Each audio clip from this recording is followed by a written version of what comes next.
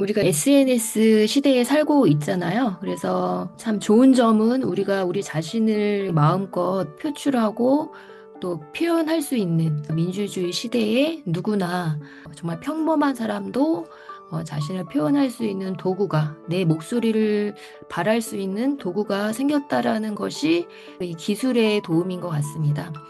그렇지만 한편으로는 또 세상에 너무 많은 정보가 뭐 어떤 가치관들이 우리 안에 이렇게 들어오죠. 그래서 뭐 성공해야 된다, 갓생을 살아야 된다, 뭐 너무 많은 이 가치관들이 오면서 그러니까 누구나 내 목소리를 낼 수 있기 때문에 굉장히 많은 가치들이 또 충돌할 수 있는 또 뭐 위험? 그것이 위험일 수도 있고 우리가 다른 것 가치관들을 또 접할 수 있는 통로가 될 수도 있죠.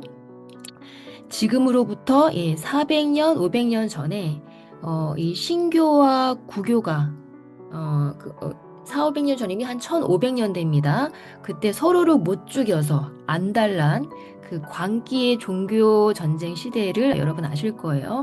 이 시대에 아버지는 시장이었고 본인도 최고의 그 엘리트 공직자였던 한 남자가 있었습니다. 어떻게 보면 이 사람은 귀족이었기 때문에 돈, 명예, 권력, 이 모든 거를 가졌던 한 사람이 어느 날 이제 폭탄 선언을 해요. 나 이제 오늘부로 모든 공직, 정치, 심지어 집안 살림까지 다 은퇴한다. 그리고 자신을 높은 탑 속 서재로 이제 서재를 만들어서 거기 들어가 문을 잠가 버리죠. 제가 지난주에 잠깐 소개해드렸지만 이제 그의 이름은 미셸 드 몽테뉴입니다. 아마 몽테뉴 많이 들어보셨고 이분이 쓴 작품도 읽진 않아도 저도 아직 읽지 못했지만 수상록이라는 책을 남겨두셨죠.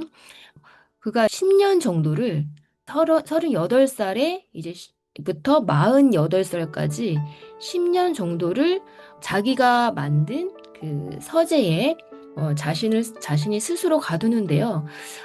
그렇다고 해서 완전히 가둔 건 아니었어요. 제가 이제 지난번에 이제 일부분만 좀 보고 소개해 드렸었는데 좀 전체적으로 다 읽어보니까 이분이 그러니까 증조 할아버지 때는 배경을 보니까 생선 그냥 장수셨어요. 증조 할아버지. 그런데 할아버지 때 아버지 때, 그러니까 할아버지 때까지도 조금 그냥 그렇게 소상공인처럼 이렇게 사업을 좀 하다가 아버지 때에 조금 욕심이 있으셨어요. 명예욕이 있었어요. 그 전까지는 뭐 그런 집안에 그런 게 없는데 아버지 때 오면서 귀족의 신분을 얻게 됩니다. 어떤 계기로. 그래서 아버지가 시장까지 하게 됩니다.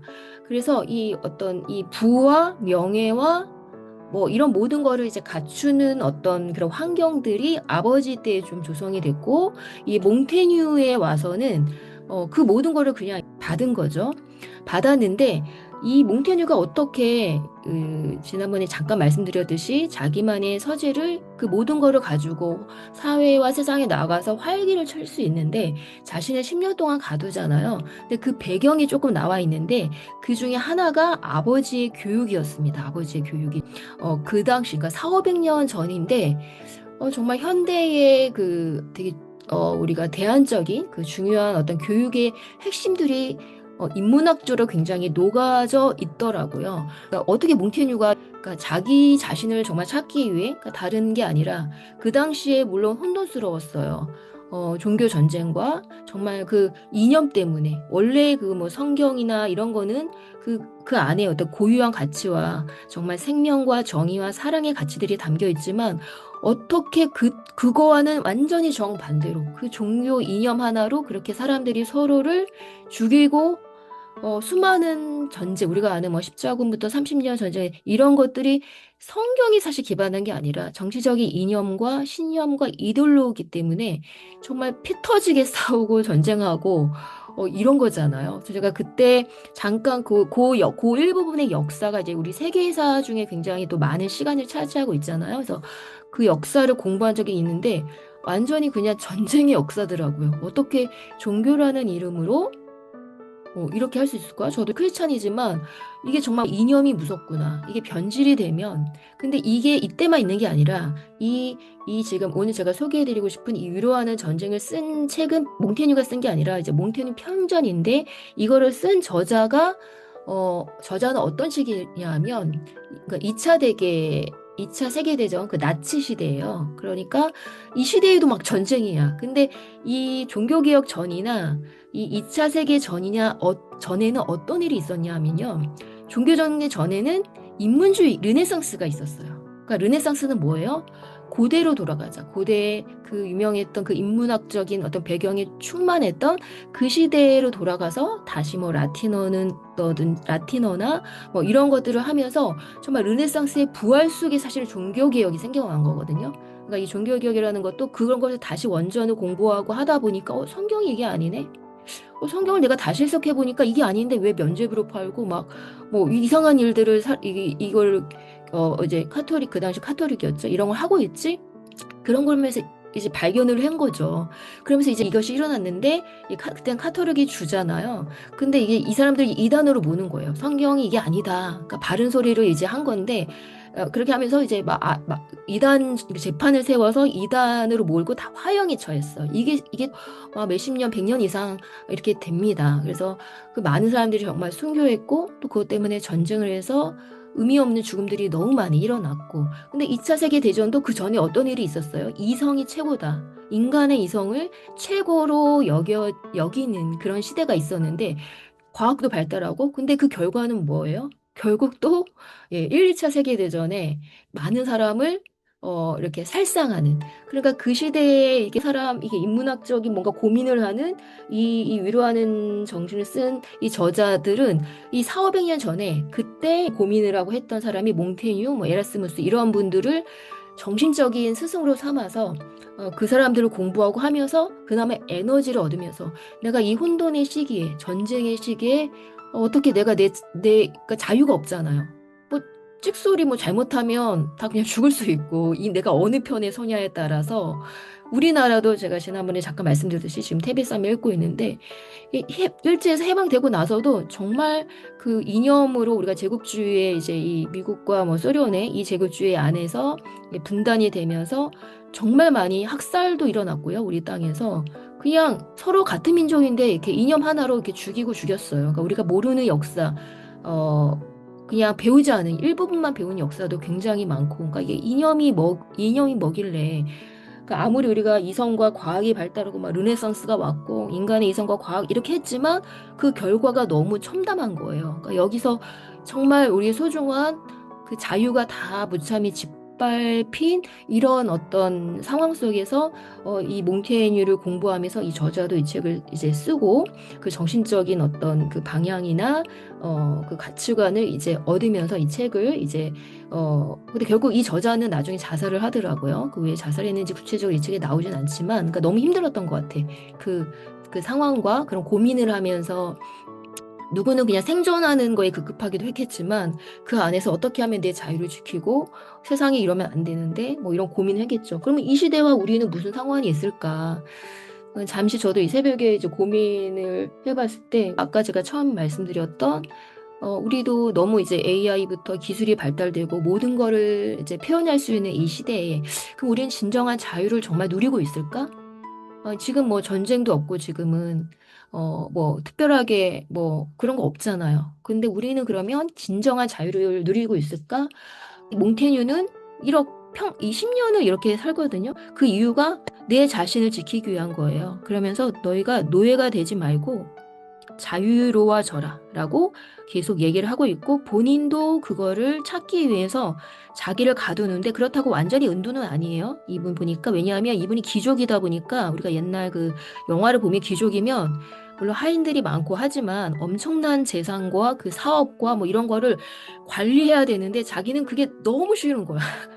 그러니까 막상 나가 첫 번째는 공직에서 물러났어요. 아버지가 시장이었고 자기도 그런 기회가 있었지만 물러났지만 두 번째는 이거는 내가 어떻게 할 수 없는데 이걸 어떻게 집안 살림을 내가 하긴 해야 되는데 어떻게 해야 될까? 그래서 누군가를 세워서 중간에서 하여튼 그러니까 어떻게 보면 지금 얘기하면 우리가 레버리지라고 하죠.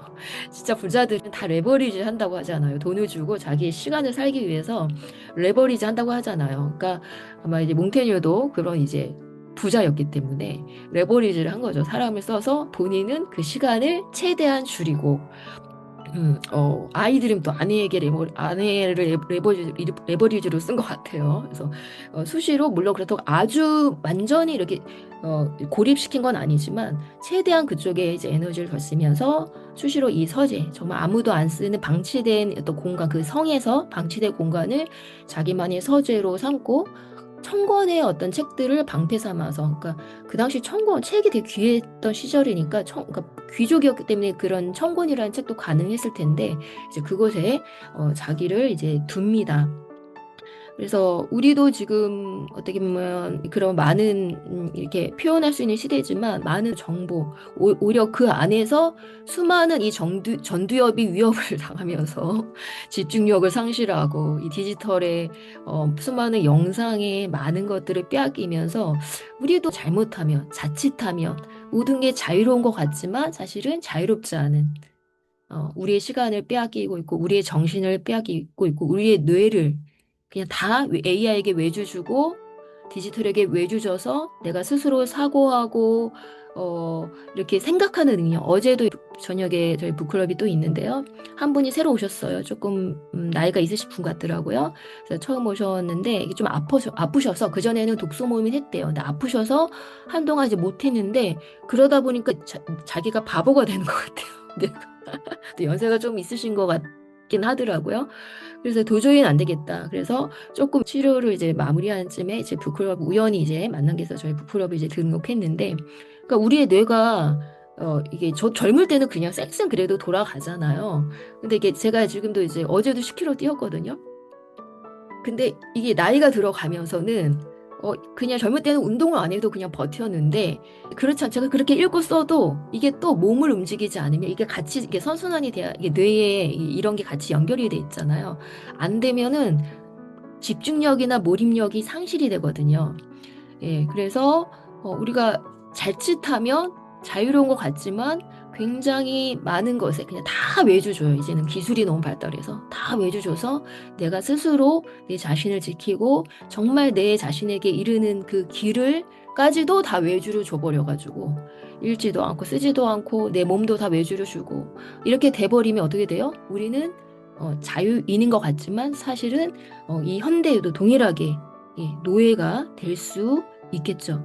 그래서 이 책에서 이 몽테뉴에 대한 어떤, 이것도 사실 다 마무리 못했고, 이제 남아있는 이제 어떤 그 지인이 이 책을 조금 다시 마무리를 한 건데, 음, 여기서 그럼 어떻게 우리는 자유로워질 수 있을까?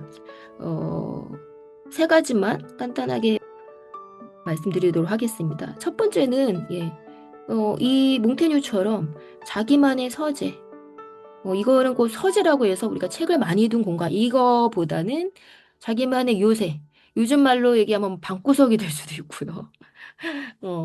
아니면 뭐 카페가 될 수도 있고요. 음, 어느 공간이든 좋습니다. 자기만의 어떤 그래서 그 여성들은 특별히 오랜 역사 속에 이런 자기만의 방을 갖기가 힘들었잖아요. 그래서 그 자기만의 방이라는 책도 굉장히 유명하잖아요. 여성들의 역사를 보면 또 다른 치열한 싸움의 역사였죠. 자기 자신을 찾기 위한 또 많은 그 여성들이 또 뭐 참정권부터 해서 또 많은 것들을 이제 쟁취하기, 다시 이게 찾기 위해서 노력을 했죠. 그래서 자기만의 서재, 요새, 요 부분을 꼭 여러분의, 그러니까 꼭 물리적인 것만이 아니라 시간적인 것도 되게 중요합니다. 이렇게 새벽에 여러분들이 자기만의 어떤 시간을 갖는 거, 또 아니면 또 다른 분은 또 어떤 틈틈이 내가 그래도 누구의 방해를 받지 않고, 가질 수 있는 시간과 물리적인 공간, 독서와 글쓰기를 하기 위해서든 어떤 그런 공간들이 굉장히 중요하죠. 그것을 꼭 가지셨으면 좋겠고요. 두 번째는 이 책에도 나옵니다. 결국 몽테뉴가 거기서 뭘 했겠어요? 그 방구석에서 자기만의 그 서재에서 뭐를 했겠어요? 예. 아까 그 책 천권을 방패 삼았다고 했죠. 어, 첫 번째는 독서인데요. 이 독서를 어떻게 했냐. 그게 중요하죠. 사실 제가 늘 말씀드리는 거예요. 북클럽 때도 말씀드리고 사실 늘 말씀드리는 건데 책은 도구다. 예, 책은 도구예요. 그러니까 이 사람도 뭘 얘기하냐면 그냥 책을 읽는 게 그냥 단순히 정보를 읽는 어떤 그런 걸 넘어서 자기를 자극하기를 원한다. 그러니까 자극을 한다는 뭐냐면 우리가 혼자 생각하기 힘들잖아요. 그러니까 책이 나를 자극하면 그 자극을 통해서 뭔가 우리가 떠올려지거든요. 그렇죠? 뭔가 나를 가르쳐 주기를 이 자극을 통해서. 그러니까 우리가 책을 읽는 가장 중요한 거는 그냥 그 내용에서 그 정보를 얻는 게 아니고 내가 생각하는 능력을 자극하기 때문이에요.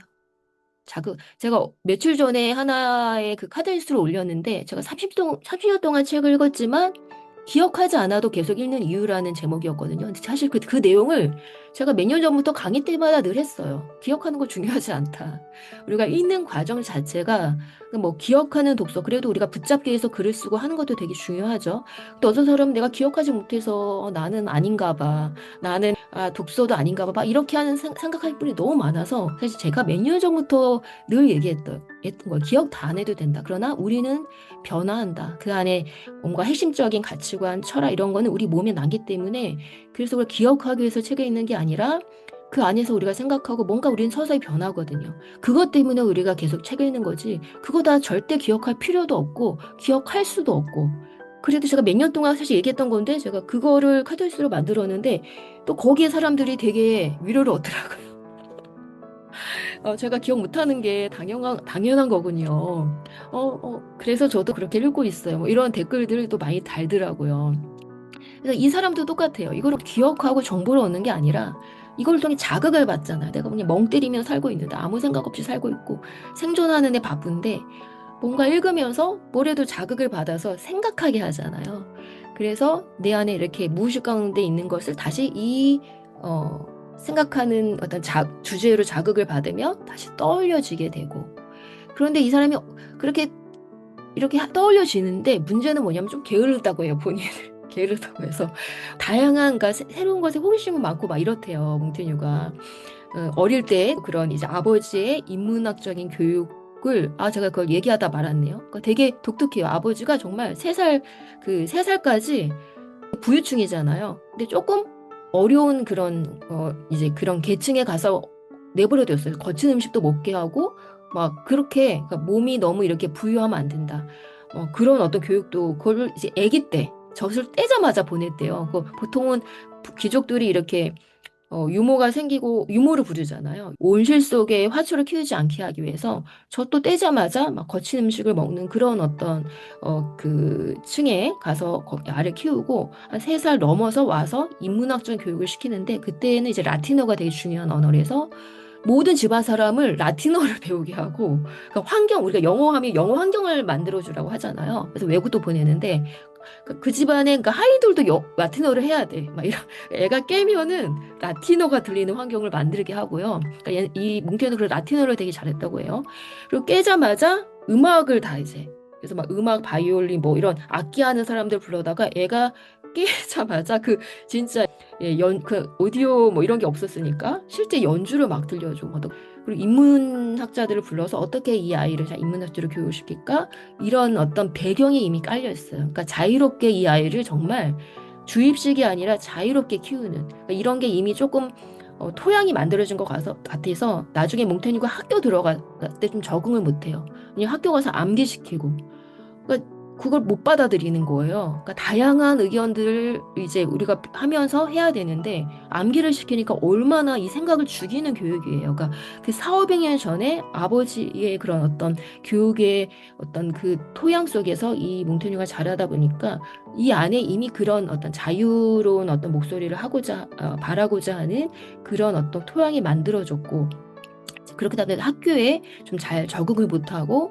오히려 나중에 이제 나와서 또 자유롭게 이렇게 공부를 하는데요. 그래서 이 독서 또 하나는 그러니까 이걸 뭐 정리하고 이걸 잘 이렇게 좀 게으르다라는 표현을 쓰는데 그러다 보니까 계속 책의 내용이 나를 자극하는데 거기에 뭔가 내가 답을 할 것 같아. 처음에는 그냥 자극하는 것만 이렇게 하다 보니까 안 돼요. 그래서 답하기 위해서 뭘 해야 돼요, 결국은? 결국은 이 책에 메모하고 밑줄 긋고 옆에다가 내가 이 책을 읽은 날짜, 거기에 또 어떤 단상들 이거를 적어 놓는 그런 습관을 가지게 된 거예요. 그러니까 계속 뭔가 자극을 하는데 이렇게 적지 않으면 또 휘발되잖아요. 그러니까 이거를 이렇게 뭔가 계속 얘가 말을 거는데 그러니까 이제 그래서 나중에는 책에 조금씩 기록을 하게 되고요. 그러니까 이 사람이 얘기해요. 나는 책을 쓰는 저자는 아니다. 그런데 내 과제는 내 삶의 형태를 부여하는 것이다. 내 삶의 형태를 부여하는 것이다. 이게 뭐예요? 기록을 한다는 거는 그쵸, 형태를 부여하는 거죠. 형태, 시각화하는 거죠. 시각화. 그러니까 내 머리에 막 뭐가 자글가 맞아서 이렇게 떠도는데 이거를 말로 표현하든지 글로 쓰지 않으면 계속 그냥 덩어리로 있잖아요. 그러니까 말로 하면서 내 생각을 다시 이렇게 정리하게 되고요. 우리가 또 글을 쓰면서 이게 형태를 부여하는 거거든요. 그래서 이것이 내 유일한 직업이고 소명이다라고까지 얘기를 해요. 근데 처음에는 그냥 그렇게 끄적끄적했어요. 끄적. 근데 나중에 보니까 이게 하나의 맥락으로 연결이 돼요. 처음에는 이 모자이크 같이 이렇게 내 생각이 부분 이렇게 떨어져 있었는데 계속 뭐래도 이렇게 기록하다 보니까 그게 하나에 연결되는데 그게 뭐냐 했더니 자아라는 거예요. 아, 내가 정말 내 자신을 지키고 싶구나. 내가 수많은 그 자유로 빼앗길 수밖에 없는 어떤 그 정치적인 여러 사회적인 혼돈 속에서 진짜 너무 시끄럽고 너무 소음이 가득하고 거기서 나를 지키는 게 너무 힘들구나. 근데 책을 읽고 계속 뭔가 단상을 기록하다 보니까 결국 이 사람은 하나로 모아진 게 자아라는 핵심. 그거거든요. 우리가 책을 쓰거나 글을 쓰거나 처음에는 이게 줄기가 안 잡혀요. 줄기가 안 잡고 책도 우리가 이것저것 읽지만 사람마다 거기서 경험하는 어떤 이야기거리는 다 다르거든요. 북클럽도 해보고 저도 글방도 하면 같은 소재, 같은 논제를 드려도 다 다르게 이야기하시고 다 다른 글 이야기가 나와요. 그 이유가 뭐예요? 우리 사람마다 숨겨 있는 이 몽테뉴의 자아였다면 우리는 또 다른 게 될 수 있죠. 또 다른 게 될 수 있죠. 저는 지금 뭐 독서나 글쓰기에 더 가장 이렇게 조금 더 어, 핵심 어떤 그 가치를 두고 해가고 있지만 이것 또한 모든 사람이 독서 글쓰기는 아닐 수 있겠죠. 다른 사람은 다른 거일 수 있겠죠. 다른 거일 수 있겠죠. 그러니까 그거를 각자마다의 어떤 사명일 수도 있고요. 각자마다 뭔가 꼭 해야 돼. 그러니까 내가 이거 안 하면 안 돼. 돈이 되든 안 되든 안 하면 안 되는 그게 분명히 있을 거예요. 그게 진짜 자기를 찾아가는 거거든요.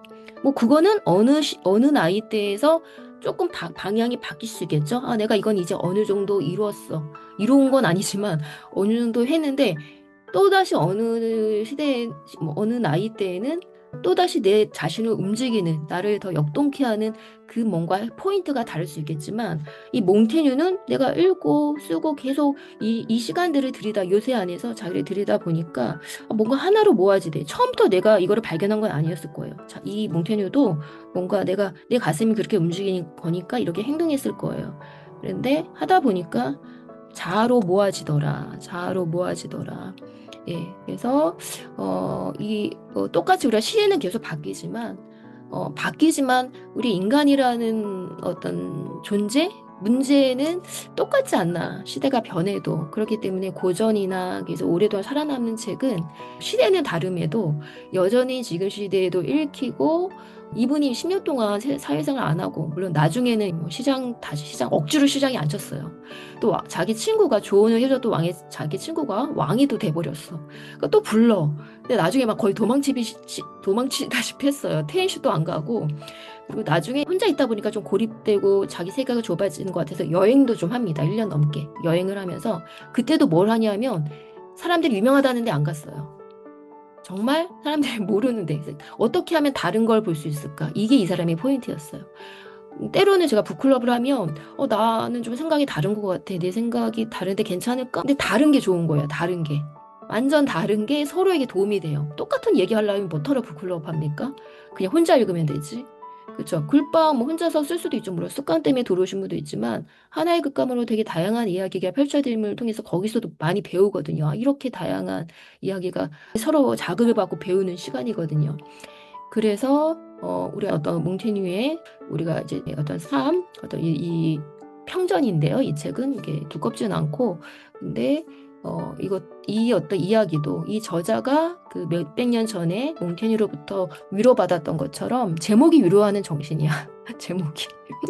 얼마나 위로가 필요했는지 너무 힘든 시대였기 때문에 이 두 시대가 지금은 뭐 그런 우리가 전쟁이나 지금도 세상 속에 그런 일들이 일어나긴 하지만 이제 그런 것들이 이제 그래도 많이 없어지긴 했음에도 여전히 저희도 소음과 어, 또 피곤함과 또 뭔가 이제 열심히 살지만 여전히 답답하고 네 이제 그런 인간관계의 노예 또 누가 뭘 얘기하면 또 그거에 이제 며칠을 노예가 돼 있어.